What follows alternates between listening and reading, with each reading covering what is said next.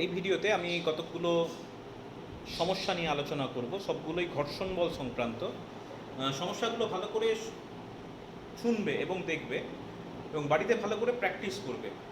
এই কনসেপশন মানে এই অঙ্কগুলো তুমি যদি ভালোভাবে করতে পারো তাহলে তোমার ঘর্ষণ বল সম্পর্কে যাবতীয় সমস্যা সম্পর্কে একটা ধারণা তৈরি হবে এবং সেই ধারণা দিয়ে তোমার প্রবলেমগুলো, যে কোনো প্রবলেম তুমি করে ফেলতে পারবে। সব প্রবলেমগুলোই ভীষণ ইম্পর্ট্যান্ট। নানা ধরনের প্রবলেম আলোচনা করব। তো প্রথম যে প্রবলেমটা আলোচনা করব, ফার্স্ট প্রবলেম বলছে একটা আনুভূমিক তলের ওপর হরাইজন্টাল সারফেস না object of mass is kept at rest. একটা বস্তু এম ভরের বস্তু রাখা আছে। বলেছে বস্তু এবং তলটির মধ্যে, মানে বস্তুটা একটা তলের ওপর রাখা আছে, horizontal surface, the coefficient of friction between the object and the horizontal surface be mu. এবার বলছে ন্যূনতম কত বল প্রয়োগ করে বস্তুটিকে সচল করতে চাইলে তাহলে সেক্ষেত্রে প্রযুক্ত বলের মান নির্ণয় করো। মানে তুমি বস্তুটাকে গতিশীল করতে চাইছো। প্রশ্ন দিয়েছে মিনিমাম কত ফোর্স তোমাকে অ্যাপ্লাই করতে হবে এবং কোন দিকে অ্যাপ্লাই করতে হবে। নট নেসেসারি যে তোমাকে ফোর্সটা অ্যাপ্লাই করতে হবে along the surface, along horizontal direction, এরকম কিন্তু নয়। তোমাকে প্রশ্ন দিয়েছে একটা আনুভূমিক তল আছে, হরাইজন্টাল সারফেস, তার উপর একটা এম ভরের বস্তু স্থির অবস্থায় আছে, an object is at rest. তোমাকে ফাইন্ড আউট করতে হবে the minimum value of force, magnitude of force and it's direction such that the body tends to move. তোমাকে একটা এমন অভিমুখ এবং সেই অভিমুখে ক্রিয়াশীল বল নির্ণয় করতে হবে যার প্রভাবে বস্তুটা স্থির অবস্থা থেকে গতিশীল হবার উপক্রম করবে। ঠিক আছে? তো আপাতত আমি এইভাবে এঁকে রাখলাম। তো এর উপর কী কী ফোর্স কাজ করে ভাবা যাক। আমি এখনো ফোর্স অ্যাপ্লাই করছি না, আমি ফোর্স অ্যাপ্লাই করার আগে বস্তুটার উপর কী কী বল কাজ করছে সেটা নিয়ে আলোচনা করতে চাইছি। তো ফার্স্ট অফ অল তুমি জানো যে এটার উপর একটা ওয়েট কাজ করবে, and that weight acts downward, এবং সেই ওয়েটের জন্য একটা নর্মাল রিয়াকশন, লম্ব প্রতিক্রিয়া কাজ করবে, সেটা উপর দিকে, এটা কাজ করেই থাকে, তাই না? বেশ, এবার তোমাকে যেটা করতে হবে, you will have to apply some force.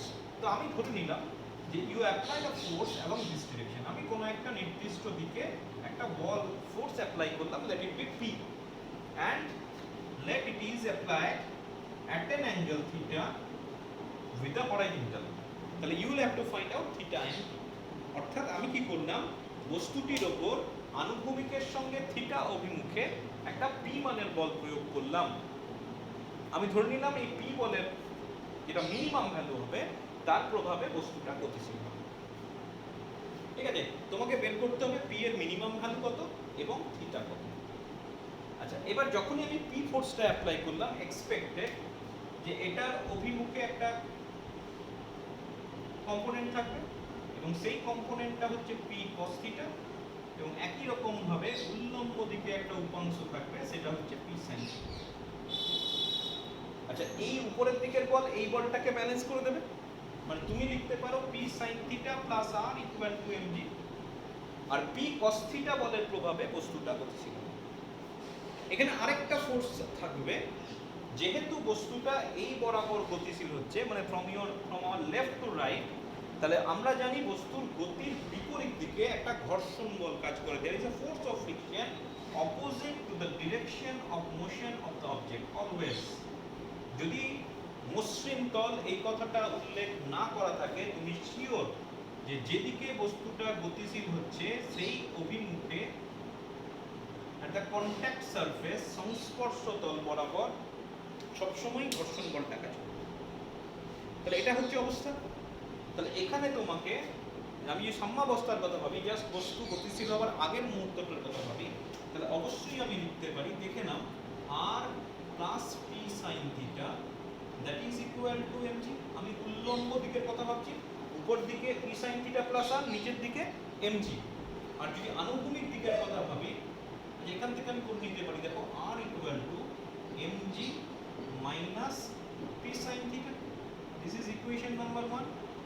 আর আনুভূমিক দিকের কথা যদি ভাবি, তাহলে অবশ্যই আমি লিখতে পারি P cos theta equal to F. আমি ইকুইলিব্রিয়ামের কথা ভাবছি, এমন নয় যে বস্তুটা একটা নির্দিষ্ট ত্বরণে গতিশীল হয়েছে, সেরকম ব্যাপার নয়। তাহলে সেক্ষেত্রে দুই বিপরীত দিকের ফোর্সটাকে আমি সমান বলতে পারি। এবং আমি জানি F equal to mu into R, where mu is the coefficient of friction, তাই না? তাহলে এই পর্যন্ত দেখে নাও, এই পর্যন্ত আমি যা করেছি কোনো অসুবিধা হবার কথা নয়। আমি just in equilibrium equation of motion of the object along horizontal and vertical direction, এই দুটো ইকুয়েশন আমি লিখেছি। আচ্ছা, আর এর মানটা 1 নম্বর সমীকরণ থেকে বসিয়ে দাও। তাহলে তোমার পড়ে থাকছে p cos theta that is equal two mu into r। আর এর মানটা তুমি 1 নম্বর থেকে পেয়ে যাচ্ছ mg minus p sin theta. এটাকে আমি আরেকটু ভাবতে পারি p cos theta plus mu p sin theta equal to mu mg। তাহলে p টাকে যদি আমি কমন নিই, আমার পড়ে থাকছে cos theta plus mu sin theta equal to mu mg। তাহলে p এর মান কত পড়ে থাকছে, তারপর p এর ম্যাক্সিমাম আমি ভাববো। তাহলে p এর মান পড়ে থাকছে p equal two mu mg divided by cos theta plus mu sin theta. This is the magnitude of force that can be applied on the object kept on the horizontal surface. দেখো p এর মান আমি পেয়ে গেছি, কিন্তু তোমাকে p এর মান চাইনি, তোমাকে বলেছে p এর মিনিমাম ভ্যালু বের করো যার ফলে বস্তুটা গতিশীল হবে। এবার p এর মিনিমাম ভ্যালু মানে কি? p ইজ এ রেশিও, একটা ভগ্নাংশ। তাহলে p এর মিনিমাম মান আমি কখন পাবো? p এর মানটা মিনিমাম হবে যখন ডিনোমিনেটর উইল বি ম্যাক্সিমাম, তাই না? আচ্ছা, এবার ম্যাক্সিমাম ভ্যালুর একটা কন্ডিশন হচ্ছে derivative with respect to the variable is zero. এটা একটা পদ্ধতি, ওটা করলে হয়তো সোজা হতো, কিন্তু ডেরিভেটিভ সম্পর্কে তোমাদের এখনো কনসেপশন অতটা পরিষ্কার নয়। আমি ডেরিভেটিভ ব্যবহার করে করছি না। যারা ডেরিভেটিভ বোঝো তারা কিন্তু ওই ডেরিভেটিভ ব্যবহার করে এই অঙ্কটা আরেকটু সহজে করে ফেলতে পারো। আমি ধরে নিচ্ছি ডেরিভেটিভ তোমরা এখনো পর্যন্ত অতটা সরগর নয়, সবার কথা বলছি না, মেজর। আমি ডেরিভেটিভের ব্যাপারটা ব্যবহার করছি। আচ্ছা, কি করব দেখো, আমি মিনিমাম ভ্যালু বের করতে হবে p এর। আমি এখান থেকে একটা জিনিস করতে পারি যে মিউর মানটা আমি বলতে পারি tan ল্যামডা। দেখো, ল্যামডা হচ্ছে ঘর্ষণ বল। আমরা এরকম একটা প্রমাণ করেছিলাম যেখানে আমরা দেখিয়েছিলাম যে ল্যামডা যদি ঘর্ষণ কোণ হয়, ল্যামডা হচ্ছে angle of friction. Angle of friction কি বলেছিলাম আশা করছি মনে আছে, যে ঘর্ষণ বল ও লম্ব প্রতিক্রিয়ার লব্ধি লম্ব প্রতিক্রিয়ার সঙ্গে যে কোণ করে সেটাকে বলেছিলাম angle of friction. The resultant of frictional force and normal reaction makes an angle with normal reaction, and that angle is called angle of friction. এবং মিউর সঙ্গে ল্যামডা এটা হচ্ছে সম্পর্ক। তাহলে আমি সেই tan ল্যামডা বসিয়ে দিই। আচ্ছা, যদি বসিয়ে দেওয়া যায়, দেখো এটা পড়ে থাকছে, আমি এটাকে লিখতে পারি mg, অবভিয়াসলি tan ল্যামডাকে লিখতে পারি sin lambda by cos lambda. Similarly এটাকে আমি লিখতে পারি, দেখো cos থিটা প্লাস এটা হয়ে গেল sin lambda by cos lambda. এটাও অনেক সোজা, ডেরিভেটিভ ব্যবহার না করে, একটু বড় হয় আর কিছু না। আচ্ছা, cos ল্যামডা কাটবে, এখানে গুণ হয়ে যাবে, তাই তো?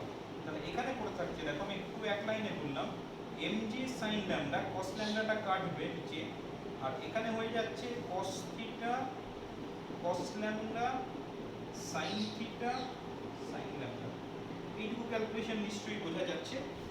যদি বোঝা যায় তাহলে আমার p এর মান কি পড়ে থাকছে, দেখো আমার পড়ে থাকছে p equal to mg sin lambda divided by cos theta minus lambda. এটা cos a cos b plus sin a sin b cos a মাইনাস b ফর্মুলা।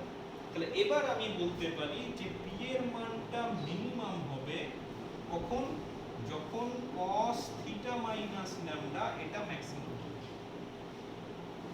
ঠিক আছে, এটা ভগ্নাংশ ন্যূনতম হয় যদি ভগ্নাংশের হরটা ম্যাক্সিমাম হয়ে যায়, ডিনোমিনেটর ইজ ম্যাক্সিমাম। তাহলে আমি এখান থেকে বলতে পারি cos theta minus lambda, cos থিটার সর্বোচ্চ মান হচ্ছে 1, এবং কখন হয়? যখন cos 0 হয়। তাহলে theta minus lambda that is equal to 0। তাহলে আমি বলতে পারি theta must be equal two lambda. তারপর এটা ডিরেকশনটা পেয়ে গেলাম। তাহলে তুমি বলটা কোন দিকে অনুভব করবে? ল্যামডা কোণে, আনুভূমিকের সঙ্গে ল্যামডা কোণে তোমাকে বলটা যদি অনুভব করো, তোমার ফোর্সটা মিনিমাম লাগবে। আর তুমি বলতে পারো ঘর্ষণ বল ও লম্ব প্রতিক্রিয়ার লব্ধি যেদিকে কাজ করবে সেই দিকে তুমি প্রযুক্ত বলটা যদি অ্যাপ্লাই করো তাহলে সেক্ষেত্রে আমার মিনিমাম হবে। বা এখানে আমি বলে দিচ্ছি ঘর্ষণ কোণের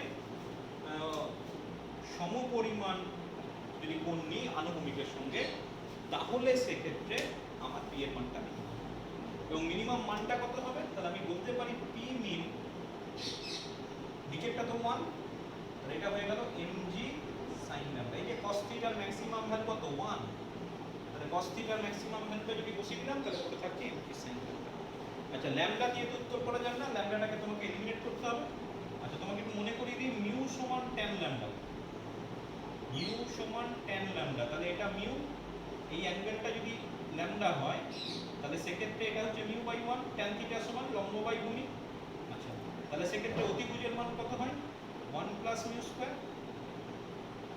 তাহলে sin থিটা কত হবে মিউ বাই মিউ স্কয়ার, তাহলে পড়ে থাকছে mg into mu by 1 plus mu square.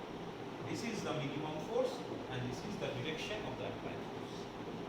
ঠিক আছে, পরীক্ষায় কিন্তু অঙ্কটা খুব আসে, ভালো করে করে রাখবে, কোনো জটিলতা কিছু নেই। হ্যাঁ ডেরিভেটিভ দিয়ে করতে পারলে তোমার অঙ্কটা কিছুটা হলেও ছোট হতো। যাই হোক, তাহলে আমরা পেয়ে গেলাম যে একটা বস্তুর ওপর ন্যূনতম কত বল কোন দিকে প্রয়োগ করলে বস্তুটা জাস্ট গতিশীল হবার উপক্রম করবে। হয়েছে, সেকেন্ড প্রবলেমে চলে যাবে।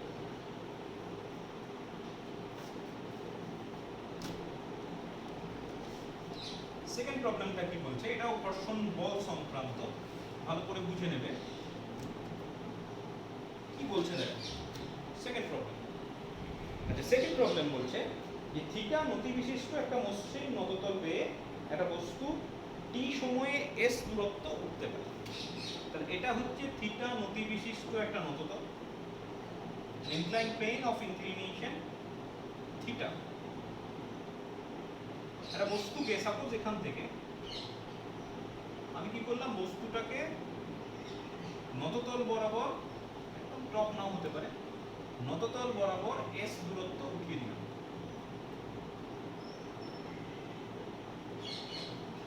এটাই বলেছে একটা থিটা নতি বিশিষ্ট নততল আছে আর এই নততল বেয়ে একটা বস্তু t সেকেন্ডে s দূরত্ব অতিক্রম করে। আমি ধরে নিলাম বস্তুটা a থেকে b অবস্থানে গেল, তাহলে আমি লিখতে পারি ab ইকুয়াল টু s এবং এক্ষেত্রে সময় লেগেছে t সেকেন্ড। ঠিক, একই নততল বেয়ে ওই একই দূরত্ব নামতে বস্তুটি কত সময় লাগবে। দেখো প্রশ্ন কি দিয়েছে, সাপোজ তুমি এটাকে এইভাবে ঠেলে দিলে, ঠেলে দেওয়ার পর বস্তুটা এ থেকে বি পজিশনে পৌঁছালো, বি পজিশনে গিয়ে বস্তুটা থেমে গেল। আচ্ছা তাহলে প্রথমেই দেখো লিখতে পারি এখানে ভিটা 0, বিতে গিয়ে বস্তুটা থেমে গেল, দরকার নেই আমার এখানে। আচ্ছা থেমে যাবার পর কি হবে, বস্তুটা আবার নততল বরাবর নামতে শুরু করবে, তাই তো? একটা বস্তুকে তুমি ঠেলে দিলে, যদি এই থিটার মানটা অ্যাঙ্গেল অফ রিপোজ বিরাম কোণের থেকে বেশি হয় তাহলে নততল বরাবর একটা বস্তু ঠেলে দিলে উপরে উঠলো, সে কি হবে আবার নততল বরাবর পড়ার চেষ্টা করবে। প্রশ্ন দিয়েছে এ থেকে বিতে যেতে টি সময় লাগে, তাহলে বস্তুটার বি থেকে এ তে আসতে কত সময় লাগবে। Find the time taken by the object to return back from B to A. এটা হচ্ছে তোমার প্রশ্ন। আশা করছি প্রশ্ন বোঝা গেছে। তাহলে প্রথম ক্ষেত্রে আমি প্রথমত ধরে নিলাম যে ইন দ্য ফার্স্ট কেস এটা ধরে নিলাম এবি সমান এস, টাইম লাগছে টি, এখান থেকে বস্তুটাকে গতিশীল করা শুরু করেছিলে, তাহলে প্রথমে স্থির অবস্থা থেকে যাত্রা শুরু করেছিল u ইকুয়াল টু 0, তাহলে আমি লিখতে পারি, আচ্ছা আরেকটা জিনিস করতে পারি, a সমান g sin theta plus mu cos theta. নততল বরাবর উপর দিকে যে ত্বরণ কাজ করে সেটা হয়ে যাচ্ছে sin theta plus mu cos theta whenever you are applying some force। আচ্ছা তাহলে আমি লিখতে পারি s equal two ut plus half a t square, u is equal to 0, তাহলে আমার পড়ে থাকছে half g sin theta minus mu cos theta into t square. This is equation number 1।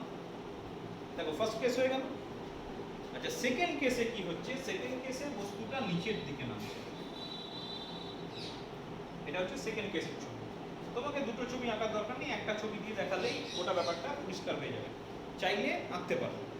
আচ্ছা, সেকেন্ড কেসে কি হচ্ছে, বস্তুটা উপর থেকে নিচের দিকে নামছে, এবং বস্তুটা যখন উপর থেকে নিচের দিকে নামছে, স্থির অবস্থা থেকে নামছে, বিতে রেস্টে এসছে, তারপরেই না বস্তুটা নিচের দিকে নামছে, তাহলে ইউ ইকুয়াল টু 0।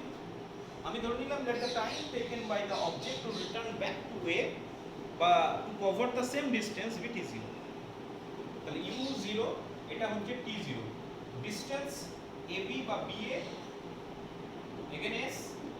আচ্ছা, অ্যাক্সেলারেশনটা কিন্তু চেঞ্জ হবে, সেটা অ্যাক্সেলারেশন উইল বি, নিচের দিকে নামলে অ্যাক্সেলারেশন হয়ে যায় sin theta minus mu cos theta, হয়ে গেল। তাহলে আমি যদি এবার এই কন্ডিশনটা বসাবার চেষ্টা করি দ্বিতীয় ক্ষেত্রে, আমি একই রকম ভাবে লিখতে পারি s equal to u t 0 plus half g sin theta minus mu cos theta into t square, ঠিক আছে। আবার ইউ 0, তাহলে আমার পড়ে থাকছে half g sin theta minus mu cos theta into t square, ঠিক আছে। In both cases distance are same, তাহলে ডিস্টেন্সেস আর সেম যদি হয়, in both cases left hand side same, equation number 1 equation number 2 left hand side same, তাহলে left hand side যদি same হয় তাহলে right hand সাইডও সেম হবে, তাহলে ফ্রম 1 and 2 আমি লিখতে পারি, পুরোটাই মুছে দিচ্ছি, 1 এর ক্ষেত্রে রাইট হ্যান্ড সাইড ছিল half g sin theta plus mu cos theta into t square, এটা পুরো থাকছে half g sin theta minus mu cos theta into t 0 square, তাহলে বোথ সাইড থেকে হাফ জি কেটে যাচ্ছে, তাহলে পুরো থাকছে t 0 square equal to sin theta plus mu cos theta, আর এটা পুরো থাকছে sin theta minus mu cos theta.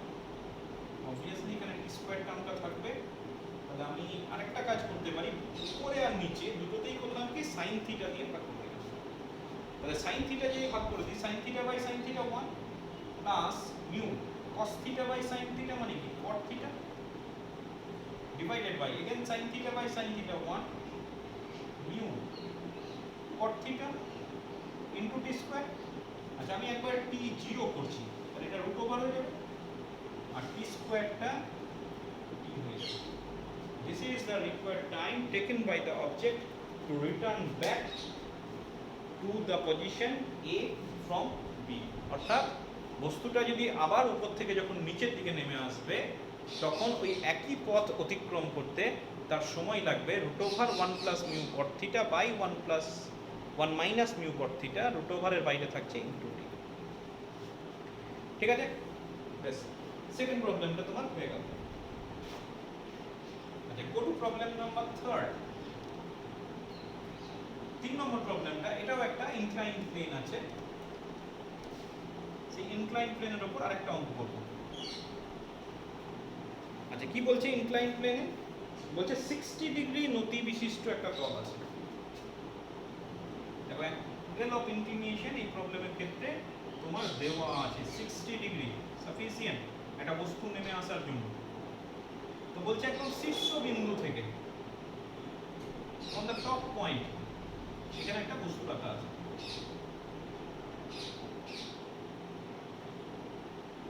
শীর্ষ বিন্দুতে একটা বস্তু রাখা আছে, এটা হচ্ছে 60 ডিগ্রি।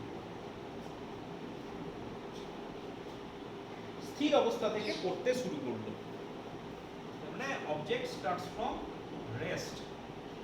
আচ্ছা, এবার বলেছে নত তলটির প্রথম অর্ধেকটা হচ্ছে মসৃণ, মানে মিউ ইকুয়াল টু 0, মানে এইভাবে তুমি যদি নাম দাও পি থেকে কিউ, কিউ থেকে আর, তার মানে আমি বলতে পারি পি থেকে কিউ, আমি ধরে নিলাম টোটাল দৈর্ঘ্যটা এল, এখান থেকে এই পর্যন্ত এল, তাহলে পি কিউ সমান এল বাই টু আর কিউ আর সমান এটাও এল বাই টু। বলে দেওয়া আছে এটা হচ্ছে স্মুথ, পি থেকে কিউ হচ্ছে স্মুথ সারফেস, কিন্তু কিউ থেকে আর হচ্ছে রাফ সারফেস। তার মানে পি থেকে কিউ পর্যন্ত যখন তুমি মোশন নেবে মিউ ইকুয়াল টু 0 আর এই অংশটাই মিউটা নট ইকুয়াল টু 0। আশা করছি বোঝা গেছে। বস্তুটি সর্বনিম্ন বিন্দুতে এসে আবার স্থির হয়, মানে মাঝখানে কোথাও কোনো রেস্টে আসছে না, কিন্তু যখন ওই একদম বটম পয়েন্ট, এটা দেখাবার দরকার নেই, আবার সেই বস্তুটা স্থির হয়ে গেল। প্রশ্ন দিয়েছে নিম্নার্ধে, মানে একটা bottom part of the incline plane mu কত হবে, বোঝা গেছে? এই হচ্ছে তোমার প্রশ্ন। 60 ডিগ্রি নতি বিশিষ্ট একটা নততল আছে, নততলের শীর্ষ বিন্দু থেকে স্থির অবস্থায় একটা বস্তু নামা শুরু করলো। কি বলেছে, প্রথম অর্ধেক পার্টটা হচ্ছে মসৃণ মিউ ইকুয়াল টু 0, লাস্ট পার্টটা হচ্ছে অমসৃণ মিউ নট ইকুয়াল টু 0। বলেছে find mu if the object comes to A rest at the last point, একদম আর বিন্দুতে এসে যদি স্থির হয় তাহলে সেক্ষেত্রে মিউ কত হবে।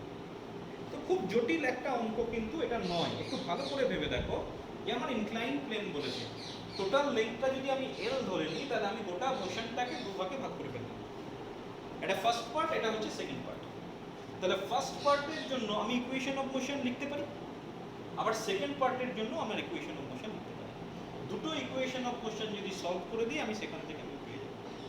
ফার্স্ট পার্টে কি হবে, ফার্স্ট পার্টে অ্যাক্সেলারেশন হবে জি সাইন থিটা, সেকেন্ড পার্টে অ্যাক্সেলারেশন হবে g sine theta minus mu cos theta, মানে সেকেন্ড ক্ষেত্রে ফ্রিকশনাল ফোর্স ইজ প্রেজেন্ট। আচ্ছা, ফার্স্ট কেসে u equal to 0, it will acquire some velocity at v, তাহলে যেটা ভি অ্যাকুয়ার করবে সেটা সেকেন্ড ক্ষেত্রে ইনিশিয়াল ভেলোসিটি আর ফাইনাল ভেলোসিটি 0। তাহলে মোটামুটি সবটাই পেয়ে গেলাম। আমি v square equal to u square plus 2fs এই ফর্মুলাটা লাগালেই হয়ে যাবে। তাহলে প্রথমে লিখে ফেললাম, ধরি নততলটির দৈর্ঘ্য length of the incline plane be small l, q is the mid point, q হচ্ছে মধ্যবিন্দু, তাহলে পি কিউ সমান L/2 এবং কিউ আর সমান L/2। ব্র্যাকেটে লিখে দিলাম, এটা স্মুথ, এটা হচ্ছে রাফ, হচ্ছে। আচ্ছা, এবার আমি ইকুয়েশন অফ মোশন লিখছি in the part p q অংশের জন্য। দেখো u0 আমি ধরে নিলাম কিউ বিন্দুতে বেগ v, vটা হচ্ছে ভেলোসিটি অ্যাট কিউ। আচ্ছা, ত্বরণ কত, এই পার্টটাই ত্বরণ হবে g sin থিটা, আর অতিক্রান্ত দূরত্ব s ইকুয়াল টু কত, L/2। আচ্ছা, এবার যদি তুমি ইকুয়েশন অফ মোশন লিখে ফেলো v square equal to u square plus 2fs, তাহলে v square u square plus 2as, ইউটা 0, তাহলে তোমার পুরো থাকছে v square equal to 2g sin theta L/2, তাহলে 2 কেটে যাচ্ছে, তোমার পুরো থাকছে gl, রুট ওভার করার দরকার নেই, আমার v স্কয়ারটাই সেকেন্ড ক্ষেত্রে হয়ে গেল পি কিউ পার্ট। আচ্ছা, এবার চলে আসি কিউ আর পার্টের জন্য, আমি ছবিটা মুছে দিলাম। For the part Q R, আচ্ছা এটার জন্য ইনিশিয়াল ভেলোসিটি হচ্ছে ভি। আচ্ছা, এটাকে আমি এক কাজ করছি, ইউ ড্যাশ লিখছি, অন্তিম ভেলোসিটি 0, অ্যাক্সেলারেশন হচ্ছে g sine theta minus mu cos theta, আর লেন্থ হচ্ছে এস হচ্ছে L/2, মিউটা হচ্ছে ওই যেটা নির্ণয় করতে হবে কোএফিশিয়েন্ট অফ ফ্রিকশন। তাহলে এটার ক্ষেত্রে ইকুয়েশন অফ মোশন লিখে দেব v dash square u dash square plus 2a dash s, তাহলে এটা 0 হয়ে গেল। তাহলে পড়ে থাকছে, দেখো u ড্যাশ মানে v, তাই তো, তাহলে এটা পড়ে থাকছে মাইনাস v ইকুয়াল টু 2, এর জায়গায় করে দিলাম g sin theta minus mu cos theta, আর এখানে পড়ে থাকছে L/2। কেন মাইনাস এলো আশা করছি বুঝতে পারছো, ইউটা যখন এদিকে আনবো একটা মাইনাস আসবে না, আর এটা তো প্লাস ছিল, প্লাস হয়ে গেল, আর তুমি চাইলে এটাকে প্লাস করে দিলে তোমার এইখানে একটা মাইনাস সাইন আসবে, এটা v স্কয়ার অবভিয়াসলি, ঠিক আছে। তাহলে পড়ে থাকছে v স্কয়ার ইকুয়াল টু, আচ্ছা 2 পুরোটা কেটে গেল, তাহলে পড়ে থাকছে gl, মাইনাস সাইনটাকে ভেতরে ঢুকিয়ে দিই, তাহলে এটা পড়ে থাকছে mu cos theta minus sine, ঠিক আছে। This is equation number. এবার 1 আর 2 কম্পেয়ার করে দাও, দেখো মিউ পেয়ে যাবে 1 ও 2 হচ্ছে। দুটোরই ভি স্কোয়ার বাম দিকে, ডান দিক সমান GL sine theta equal to GL mu cos theta minus sine theta. তাহলে জিএল জিএল কেটে যাচ্ছে, তোমার পড়ে থাকছে sine theta equal to mu cos theta minus sine theta. তাহলে তোমার পড়ে থাকছে sign theta plus sine theta মানে 2 sign theta that is equal two mu cos theta. তাহলে মিউ ইকুয়াল টু পড়ে থাকছে 2 tan থিটা। আচ্ছা tan থিটা মানে হচ্ছে 60 ডিগ্রি, 2 tan 60। আচ্ছা tan 60 মানে হচ্ছে √3, আর উত্তর হয়ে যাচ্ছে this is the value of coefficient of friction। দেখো কোথাও কোনো জটিলতা কিন্তু ছিল না, তোমাকে জাস্ট দুটো পার্ট ছিল, বুঝে নিতে হয়েছিল যে প্রথম কোন পার্টে ফ্রিকশন আছে কোন পার্টে ফ্রিকশন নেই। যে পার্টে ফ্রিকশন নেই সেখানে অ্যাক্সেলারেশন জি সাইন থিটা ধরে আমি ক্যালকুলেশন করলাম, ইকুয়েশন লিখলাম। আর যে পার্টে তোমার অ্যাক্সেলারেশন আছে সেখানে জি sine theta minus mu cos theta এটা ধরে আমি অ্যাক্সেলারেশন ধরে আমি ইকুয়েশন নম্বর লিখলাম। আর কি করেছি, দুটো ইকুয়েশনকে আমি জাস্ট সলভ করলাম। দেখো তাতেই আমার যেটা চেয়েছিল মিউ বের করতে দিয়েছিল সেই মিউটা বের করতে আমার কোনো অসুবিধা হয়নি। ঠিক আছে, বেশ নেক্সট প্রবলেমে যাওয়া যাক। সবগুলোই কিন্তু খুব ইম্পর্টেন্ট প্রবলেম, ভালো করে দেখে রাখবেন। আচ্ছা নেক্সট প্রবলেম কি বলছে দেখো। আচ্ছা নেক্সট প্রবলেম, আচ্ছা নেক্সট প্রবলেম এরকম আছে, খুব সিম্পল একটা প্রবলেম। বলছে আমার কাছে একটা নততল আছে, আমি ধরে নিলাম theta is the inclination of the inclined plane. An object of mass m is kept on it at any point. বলেছে প্রমাণ করো if theta is greater than tan inverse mu, where mu is the coefficient of friction between the object and the inclined plane. বস্তু এবং তলটির মধ্যে frictional coefficient of friction মানে ঘর্ষণ গুণাঙ্ক mu হলে তোমাকে দেখাতে হবে যে theta greater than tan inverse mu হলে বস্তুটি নততলের উপর স্থির অবস্থায় থাকতে পারবে না, it will be forced to move down the inclined plane. এটা হচ্ছে তোমার প্রশ্ন। তো খুব সিম্পল এটা প্রমাণ, এবং এটা পরীক্ষাতে খুব এসছে, ভালো করে দেখে রাখবে। আমাদের এই ধরনের আলোচনা আগে হয়েছে। প্রথমত আমি বলতে পারি বস্তুটার উপর যে ওজন একটা নিচের দিকে কাজ করবে, লম্ব প্রতিক্রিয়া তলটির সঙ্গে লম্বভাবে কাজ করবে। আমি এমজিটাকে উপাংশে ভাঙবো, একটা আর এর উল্টো দিকে হয়ে যাবে আর একটা নততল বরাবর হবে। আর এর বিপরীত দিকে যে উপাংশটা হবে সেটা হচ্ছে এমজি কস থিটা, আর নততল বরাবর যেটা উপাংশ হবে সেটা হয়ে যাচ্ছে এমজি সাইন থিটা। এই পর্যন্ত কোনো অসুবিধা নেই। এবার বস্তুটা নততল বরাবর নামবে, তাহলে একটা ঘর্ষণ বল কাজ করবে, এবং সেটা কোন দিকে কাজ করবে, গতির বিপরীতে বা নততলের বিপরীতে। তাহলে এই অবস্থায় প্রথমে ছবিটা কমপ্লিট এঁকে নেবে। এম ভরের বস্তু থিটা নতি বিশিষ্ট নততলের উপর রাখা আছে, তার উপর এই ফোর্সগুলো কাজ করছে। এবং যদি আমি বস্তুটার উল্লম্ব দিকের গতির কথা ভাবি, তাহলে সেক্ষেত্রে নততলের উল্লম্ব দিকে এই দুটো ফোর্স কাজ করছে, একটা আর কাজ করছে আর একটা এমজি কস থিটা কাজ করছে। এই দুটো ফোর্স অবশ্যই সমান হতে হবে, তা নাহলে বস্তুটার এই বরাবর কোনো একটা গতি থাকতো। যেহেতু এই বরাবর গতি নেই, তাহলে R must be equal to mg cos theta. বুঝছেন? এবার কি বলেছে, mg sine theta greater than F. দেখো এটা যদি হয় তাহলে বস্তুটা নিচের দিকে নামবে। এখানে বলেই দিয়েছে the object is moving down the inclined plane. বস্তু নততল বরাবর গতিশীল হবে। The object will move down the inclined plane. কখন? যখন এমজি সাইন থিটা এফ এর থেকে বড় হবে, তাই না? যদি এমজি সাইন থিটা বড় না হয়, যদি এফ বড় হতো বস্তু উপর দিকে উঠতো, আর দুটো যদি সমান সমান হতো বস্তুটা রেস্টে থাকতো। কিন্তু এখানে বলেই দিয়েছে the object will be force as if it is force to move down the inclined plane. বস্তুটা নততল বরাবর নেমে আসবে। কখন নেমে আসবে? যখন এই ডাউনওয়ার্ড ফোর্সটা বেশি হবে। তাহলে mg sine theta is greater than F.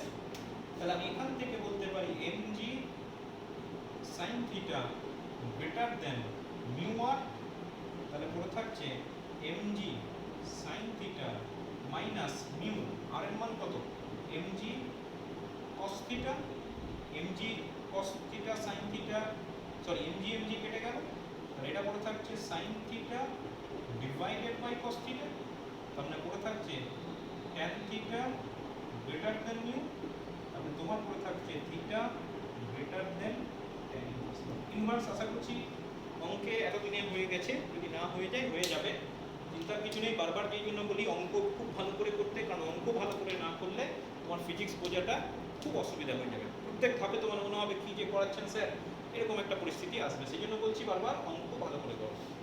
আচ্ছা, তাহলে কি পেলাম দেখো, যে থিটা গ্রেটার দেন ট্যান ইনভার্স মিউ হলে বস্তুটা নততল বরাবর গড়িয়ে পড়বে, কোনোভাবেই স্থির অবস্থায় রাখা যাবে না।